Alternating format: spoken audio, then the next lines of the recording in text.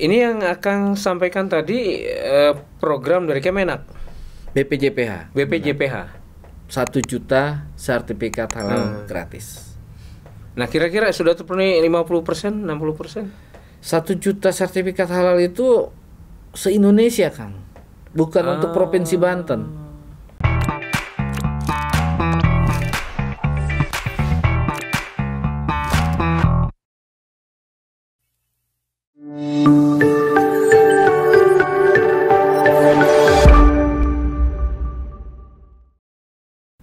Assalamualaikum warahmatullahi wabarakatuh, sahabat Banten Podcast, apa kabar?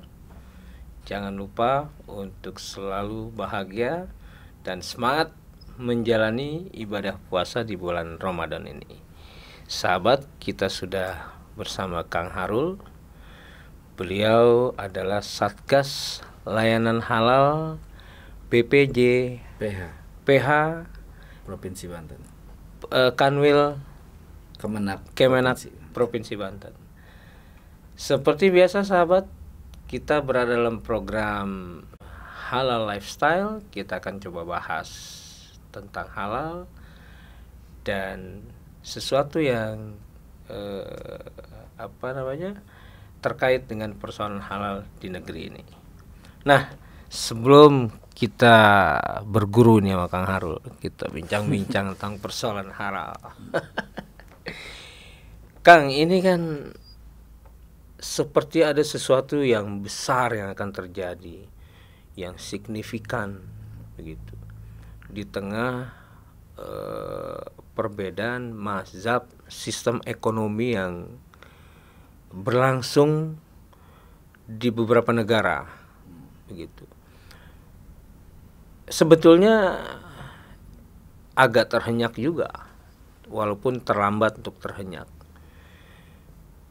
Tiba-tiba kita diperlihatkan pada satu perubahan pembangunan di mana industri halal menjadi penopang industrialisasi di Indonesia.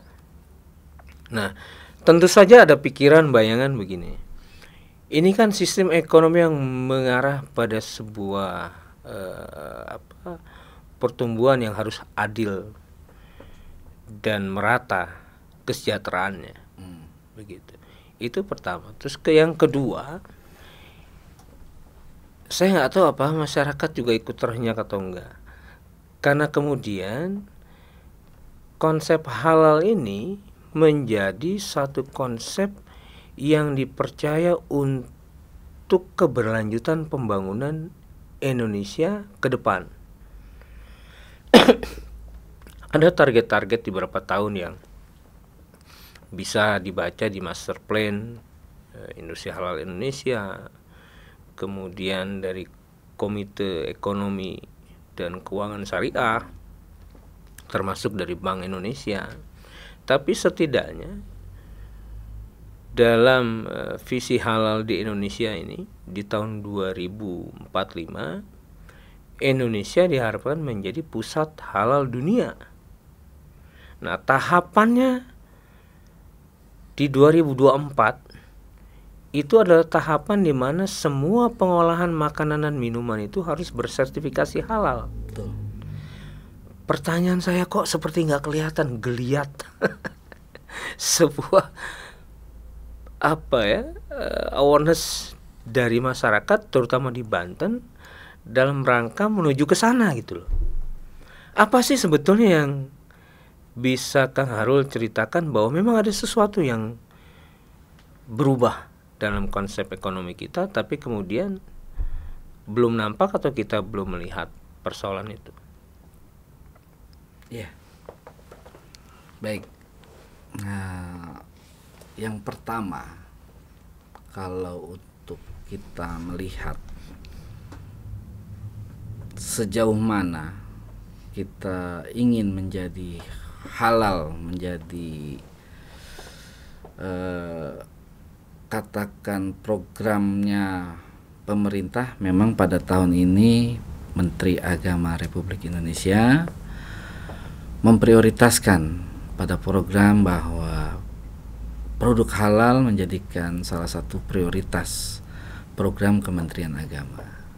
Itu untuk mendukung halal Indonesia untuk masyarakat dunia. Badan Penyelenggara Jaminan Produk Halal dari tahun 2019 kita sudah memulai menggalakkan yang namanya Sehati, sertifikat halal gratis.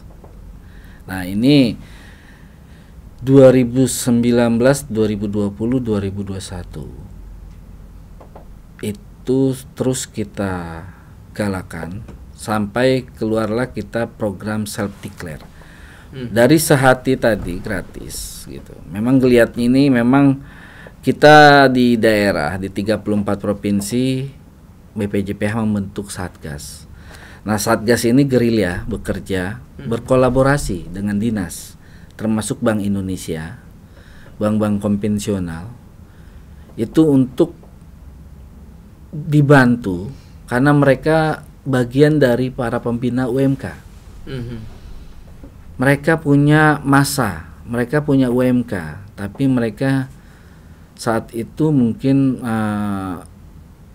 di lembaga atau di kementerian yang mempunyai binaan keterbatasan anggaran untuk sertifikat, sehingga Satgas kita kolaborasi, kita koordinasi, kita bergerak, jemput bola. Nah, ini gerakan-gerakan yang ini yang kenapa sih tidak terlihat gitu kan, tidak terlihat di masyarakat bahwa BPJPH tiba-tiba bisa mendapatkan katakan tempat untuk memposisikan para UMK mendapatkan sertifikat halal secara ₹0 kan gitu kan.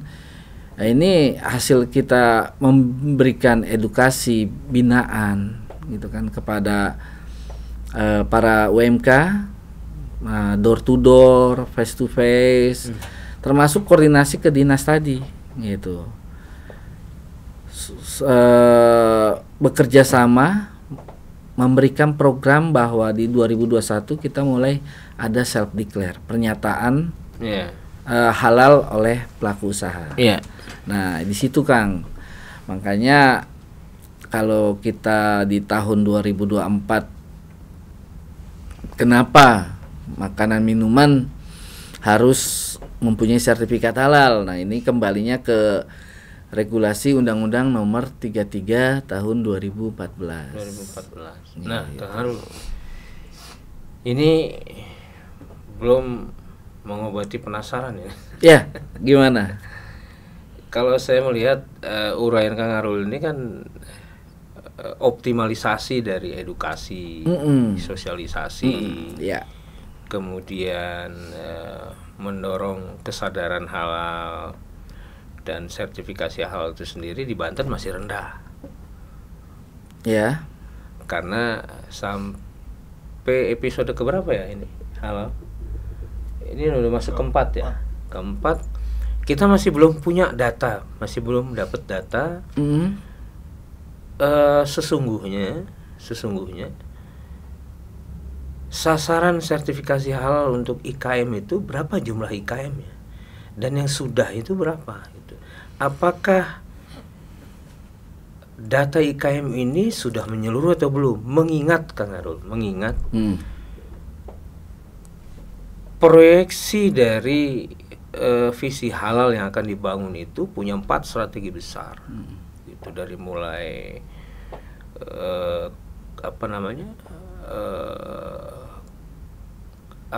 daya saing dan SDM. Daya saing ya, pasar global ini ya.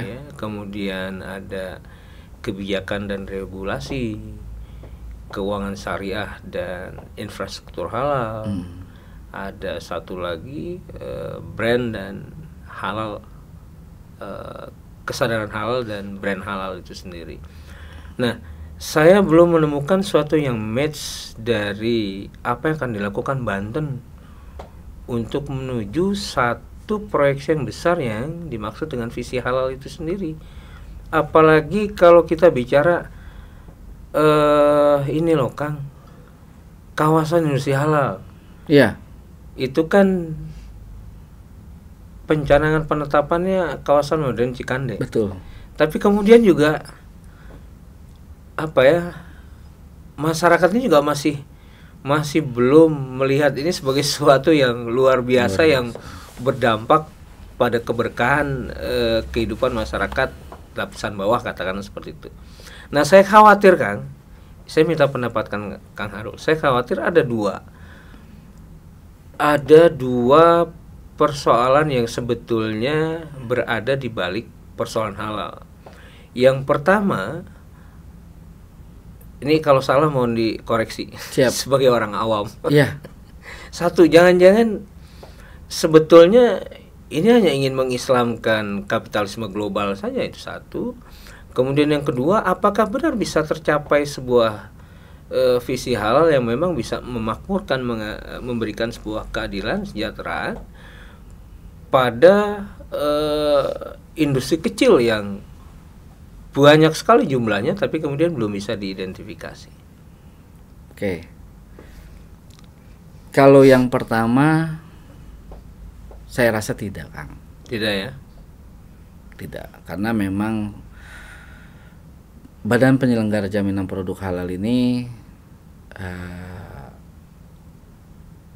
akan membuat para pelaku UMK banyak manfaat setelah mereka mempunyai sertifikat halal.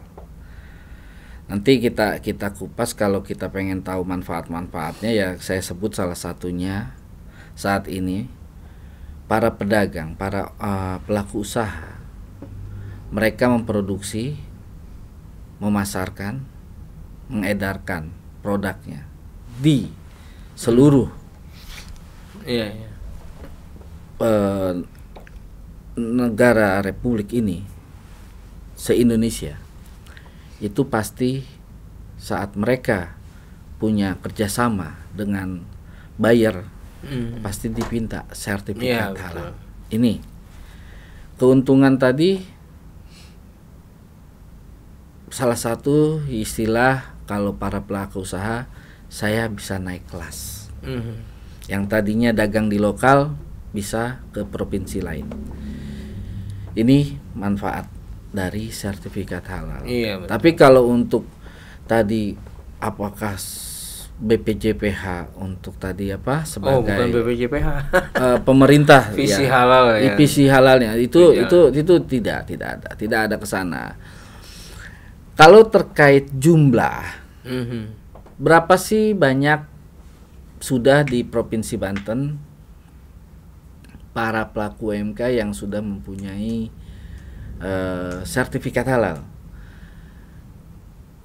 Kalau data yang kami punya itu sekitar sudah di atas 200.000. 200.000. Mereka yang sudah mendaftar dan terproses sertifikat halal. Nah, kalau untuk ini 200.000 ini mungkin campur ya antara reguler dengan self declare gitu, karena kalau yang data yang kami punya di Satgas Provinsi itu pendaftar seluruhnya masuk ke sana.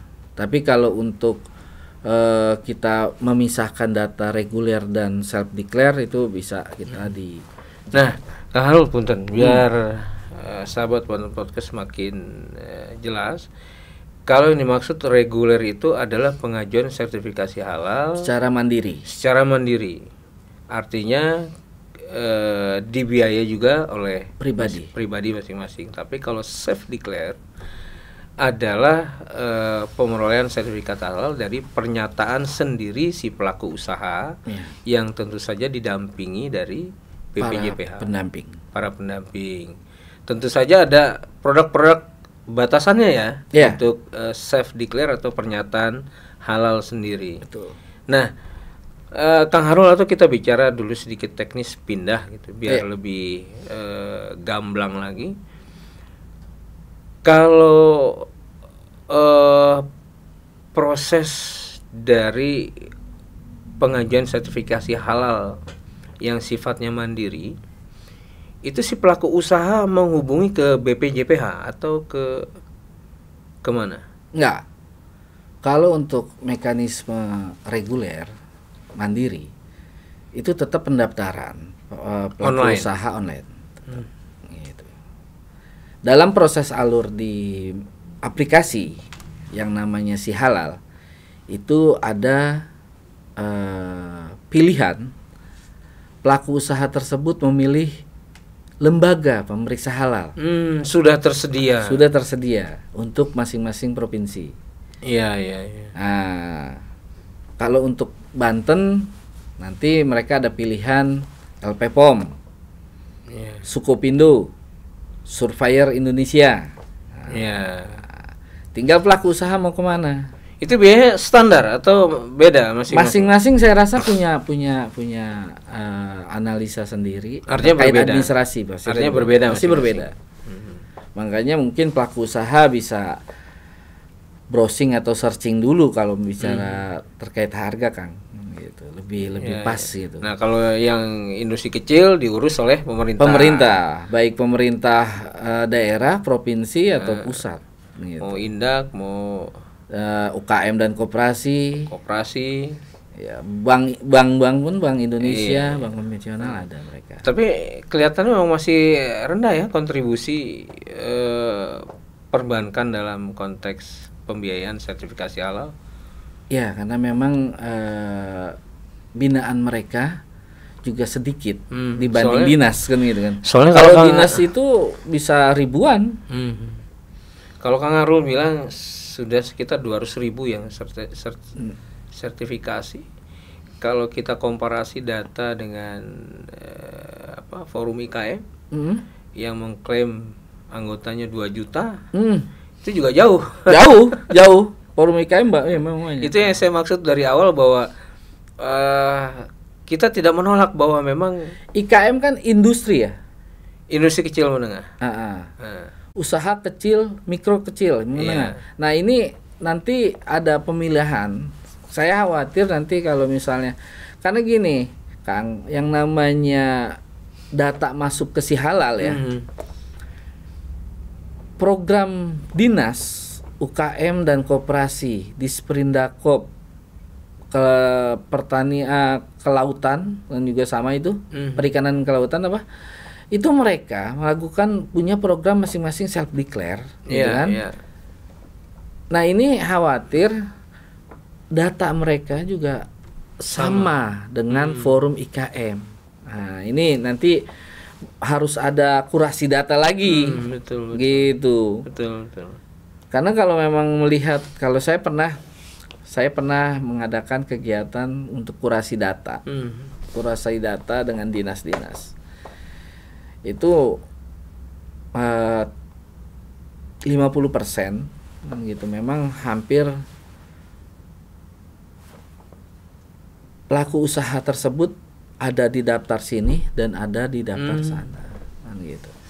Tinggal itu nanti, belum tercegah ya kayaknya. Nah, tinggal nanti kita mungkin dari pemerintah daerah, dari dinas tersebut bisa mapping data ya, mapping data nanti bisa kita dari data itu baru kita buka berapa dari 200 pendaftar sertifikat halal. Iya. Nah, Kang, biar sahabat Banten Podcast tahu juga nih, kalau tugas Satgas Layanan Halal itu seperti apa? Nah, kami Satgas Layanan Halal di Provinsi Banten dan di 34 provinsi se-Indonesia itu memberikan pelayanan, pembinaan dan bimbingan edukasi kepada para pelaku usaha serta membantu para pelaku usaha dalam kesulitan untuk mendaftar sertifikat halal. Nah, yang terutama kita self declare ya, karena kalau kita reguler, Kang, yang mandiri itu kita cukup memberikan informasi sama pelaku atau pengusaha tersebut mau kemana sebagai pemeriksa halalnya, auditornya. Jadi nanti kita arahkan saja untuk reguler. Tapi kalau untuk self declare para usaha mikro kecil kita bantu sampai selesai. Kalau jumlah auditor halal di Banten berapa orang? jumlah auditor. Di Banten, khusus Banten. Kalau orangnya jumlah auditor itu mungkin udah 100 lebih kali Kang ya. Karena data auditor bukan di kita ya pegang ya. Kalau pendamping halal? Kalau pendamping halal kita sudah nyampe 350. Tersebar di 8 kabupaten kota. 8 kabupaten kota. Karena pendamping proses produk halal itu selain kemarin kita buka dari umum mahasiswa yang kemarin termasuk dari Universitas Paramita Indonesia yang sangat aktif di Tangerang. Kalau di Kota Serangnya kita punya UIN sama Untirta, di Pandeglang ada Unma. Itu masyarakat bisa berperan serta menjadi pendamping proses halal. Persyaratannya apa? KTP terus? Ya sudah, sama ijazah. Mereka daftar ke lembaga pendamping untuk mengikuti pelatihan uji kompetensi tadi. Mesti dari lulusan apa aja? Atau umum? Umum. Oh, bisa. Disebutnya apa Kang? Pendamping proses produk halal. Pendamping proses produk halal. Tugasnya apa Kang? Yaitu mendaftarkan sertifikat halal, pendaftaran pada aplikasi Si Halal. Gitu, melalui program self declare. Jadi kalau mendaftarkan mandiri ya mereka boleh membantu. Tapi kalau yang self declare, para pendamping proses produk halal ini ya mendapat reward atau honorarium dari hasil kerjanya. Ya, per bulan. Enggak, per pelaku usaha. Per pelaku usaha. Berapa rewardnya? 150.000. 150.000.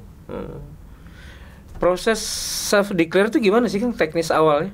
Nah, self declare teknis awalnya ini para pelaku usaha itu untuk mencari para pendamping proses produk halal yang saat ini para penyuluh agama PNS, SN atau honorer yang tersebar di kecamatan-kecamatan seprovinsi Indonesia ini bisa membantu para pelaku usaha untuk mendapatkan sertifikat halal dengan mendaftar program self declare. Pada tahun 2023 ini sebanyak 1 juta sertifikat halal gratis. 1 juta sertifikat halal gratis. Untuk tahun ini. Untuk tahun ini. Nah, dan sudah terpenuhi berapa? Kalau untuk terpenuhi kami belum buka data. Tapi yang pasti Banten kalau nggak salah menurut informasi di Jakarta itu kita masih masuk ke posisi 10 besar se-Indonesia. Ini yang akan sampaikan tadi program dari Kemenak. BPJPH. 1 juta sertifikat halal gratis. Nah kira-kira sudah terpenuhi 50%, 60%? 1 juta sertifikat halal itu se-Indonesia Kang, bukan untuk Provinsi Banten. Jadi iya. Kalau saya nggak pernah muluk jadi satgas, Banten masuk 10 besar dari 34 provinsi aja udah hebat.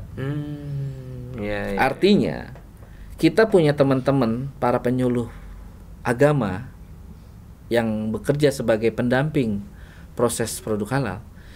Mereka benar-benar serius melakukan pekerjaan ini kan gitu kan, membantu para pelaku usaha untuk mendapat sertifikat halal gratis. Iya. Jadi ngelihat statistiknya gitu, kalau Banten di bawah 10 besar, paling nanti di grup saya kebut lagi gitu kan, gitu. Paling saya semangati lagi gitu, karena memang para pendamping itu terkadang kesulitan pelaku usahanya untuk komunikasi aktif. Iya. Gitu. Sudah dia minta dibantu, tapi terkadang tadi kita harus intens.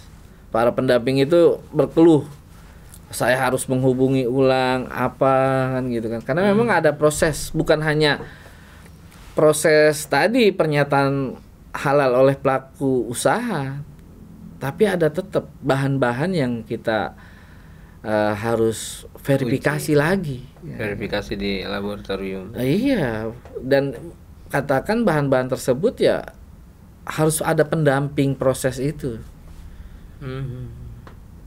Jadi self declare itu adalah proses di mana nanti pernyataan halalnya itu Kedua belah pihak terlegitimasi oleh pendamping. pendamping.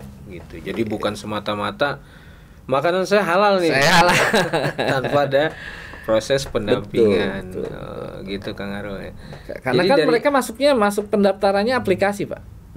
Kalau aplikasinya bahan mereka yang dimasukkan itu memang dinyatakan tidak layak, itu akan menolak aplikasinya. Pendaftaran juga masih online. Online. Ini yang memang agak susah ya, digitalisasi ini. Ya. Tidak semua kemudian pedagang itu memahami bagaimana proses online. Betul. Nah, sekarang agak ketemu nih Kak dari permasalahan awal.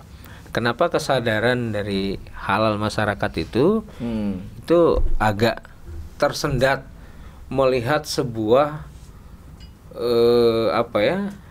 digitalisasi visi besar yang akan dibangun oleh industrialisasi halal ini begitu. Sehingga kita berjalan seperti santai, tidak tahu apa-apa gitu kan. Padahal ini harus gencar sekali disosialisasikan, diedukasikan, karena mengingat yang namanya trading global itu jangan dengan global, di nasional itu yang namanya produk halal, sertifikasi halal itu harus ada. Kalau nggak boleh beredar. Betul. Nah, kemarin kalau kita kembali kenapa geliat masyarakat masih kurang, itu saya rasa kalau untuk di Provinsi Banten ya, 18 Maret kemarin kita tuh BPJPH melaksanakan kampanye mandatori halal. Nah ini se-Indonesia di 1000 titik, istilahnya 1000 titik, di tiap kabupaten kota 2 titik. Nah ini khusus untuk Kota Serang, kemarin kantor Kementerian Agama Kota Serang melalui Satgas di Kota Serang memilih titik di stadion dan MOS. Dan alhamdulillah itu antusias kan.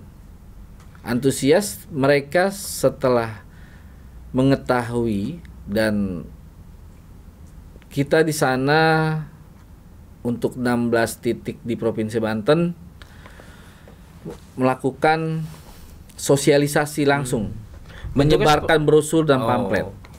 Isi brosur pamflet itu apa? Mengajak bersertifikat halal? Ya. Karena target kita di 2024 Provinsi Banten khusus para UMK sudah punya sertifikat halal. Nah, saya selalu koordinasi dengan dinas, yang mana dinas ini kan kadang punya APBD anggaran untuk membantu para pelaku usaha membuat sertifikat halal. Di situ kadang-kadang kita suka komunikasi bahwa coba dinas paling tidak nih bisa membantu untuk self declare. Mengejar self declare ya, karena memang dibagilah, artinya kalau kita 100 ini ya 40-60, 60-nya self declare, 40-nya yang reguler kan gitu. Nah ini mungkin lebih cepat karena yang punya data itu dinas kan. Kalau BPJPH itu ya data itu mereka membantu pelaku usaha yang belum mempunyai wadah, tidak punya forum. Akhir tahun ini target BPJPH 1 juta itu. 1 juta di tahun ini. 1 juta sertifikat halal ini habis oleh para se-Indonesia ini kan gitu. Itu udah luar biasa. Nanti mungkin tahun depan berapa juta lagi kan gitu. Artinya Banten harus berkompetisi untuk mendapatkan itu ya. Iya. Tahun 2022 kemarin kita urutan nomor 5. Hampir 18.000 sertifikat kalau nggak salah. 1.800 bukan 18.000, 1.800 sertifikat kalau nggak salah itu. Iya. Jadi kalau kita bicara, saya nggak pernah muluk. Ya kita dari 34 provinsi, ya kan kita Provinsi Banten ini termasuknya baru dibanding provinsi yang lain, dan ini termasuk teman-teman di bawah di lapangan. Nah, yang tersertifikasi oleh BPJPH itu yang terindikasi lebih banyak kelas menengah, pengusaha kelas menengah atau bawah? Bawah Ya? Bawah, karena programnya bawah. Kita tidak menerima yang gratis untuk para pengusaha catering, pengusaha restoran, rumah makan, kita tidak. Kita nerima pedagang serabi, bakwan goreng, cilok, gitu. Nanti mereka dapat sertifikat yang ditempel di gerobak. Sertifikat, dan itu mereka harus katakan membuat nanti setelah menerima sertifikat, mereka harus membuat logo halal. Logo halal yang di bawahnya ada ID, nomor sertifikat halal. Nah, kan, gitu. Untuk pengusaha kecil yang ingin mendapatkan peluang sertifikasi halal, itu buka linknya kemana? Atau ada nomor yang untuk pengusaha kecil, mikro usaha kecil itu bisa menghubungi para pendamping saja. Pendamping yang sudah tersebar di kecamatan, yaitu para penyuluh agama Islam, baik yang honorer ataupun yang PNS. Maksudnya penyuluh itu para ustadz? Ya, mereka sudah dilatih dan sudah bisa membantu mendaftar sertifikat halal. Ya, artinya pendamping yang BPJPH maksud ini adalah para ustadz yang memang sudah disosialisasikan tentang yang sudah diberikan pelatihan. Dan insya Allah masyarakat bisa mengidentifikasi itu ya, karena mereka lebih banyak dikenal. Betul, di lingkungan masyarakatnya, para penyuluh gitu. Iya. Tapi kalau memang belum menemukan para penyuluh tersebut atau para pendamping proses produk halal, masyarakat yang ingin mendaftar bisa ke kantor kami, kantor wilayah Kementerian Agama Provinsi Banten di Palima. Nanti bisa ketemu saya langsung, gitu. Nanti kita beri bimbingan untuk mereka benar-benar kita daftarkan. Karena ini kan kalau Banten ini kita dari 1 juta sertifikat halal ini memang tidak dibagi kuota. Iya. Siapa duluan? Dan dari lembaga-lembaga pendamping yang ada di kita ini, mereka punya anggota para pendamping sudah tersebar, sudah mencari. Iya. Mereka kan punya target, kan. Kalau satu hari mereka menghitung 4 pelaku usaha yang didaftar, ya kan, udah melebihi uang makan PNS itu. Ada mau daftar? Boleh yang mau daftar. Cuman KTP, ijazah minimal SMA. Iya. Kemudian pelatihan berapa lama? Online. Pelatihan online. Seminggu paling. Seminggu. Nggak ada biaya? Nggak ada. Jadi memang proses yang berkah. Iya. Dan yang menguji itu ya lembaga-lembaga yang sudah terakreditasi. Gitu. Siap. Universitas yang sudah mempunyai izin. Iya. Mereka lebih dulu sebagai trainernya, gitu. UIN tuh sama Paramita Indonesia ya, Universitas Paramita Indonesia di Karawaci. Ya. Itu bisa online, Kang, bisa online. Ya. Baik, Kang Arul, terima kasih banyak sudah memberikan informasi-informasi yang bermanfaat di program ini. Ya. Dan sahabat Banten Podcast, Anda harus yakin Karena ketika kita bicara produk halal, kita bicara bukan saja tentang keamanan spiritualitas yang menjadi tuntutan syariah, tapi juga berbicara tentang kualitas dan keamanan dari produk itu untuk manusia dan lingkungan sepanjang hayat. Terima kasih. Assalamualaikum warahmatullahi wabarakatuh. Waalaikumsalam warahmatullahi wabarakatuh. Kang Arul, terima kasih banyak. Sama-sama.